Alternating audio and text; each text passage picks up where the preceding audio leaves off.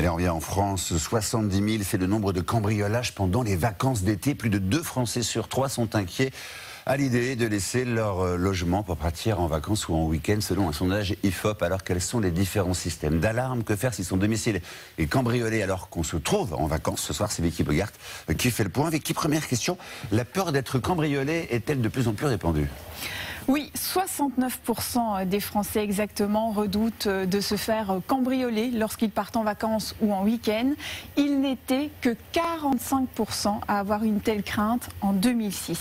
Il faut dire que plus de 230 000 foyers sont victimes chaque année d'un cambriolage de leur logement. C'est 25% de plus qu'il y a 10 ans.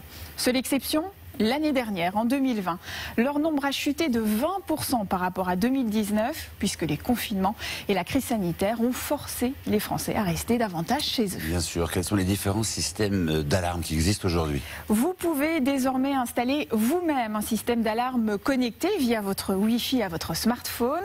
Il y a des modules tout intégrés avec une caméra, une sirène et un détecteur de mouvement à partir de 349 €. En option, vous pouvez rajouter des détecteurs d'ouverture pour les fenêtres et les portes. En cas d'intrusion, vous recevez une alerte sur votre téléphone et une vidéo de 30 secondes est enregistrée.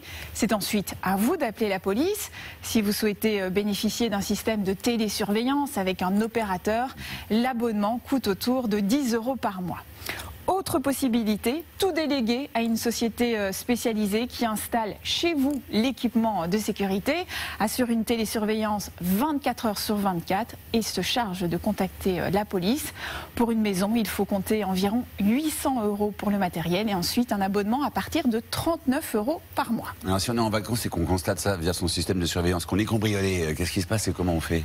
Alors, il faut appeler la police ou la gendarmerie qui tentera d'arrêter les cambrioleurs en flagrant délit.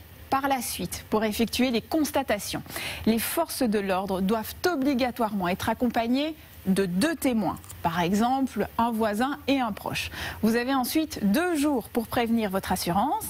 À votre retour de vacances, vous pourrez venir faire un complément de déclaration à la police et déposer plainte. Eh bien, merci pour ces précisions.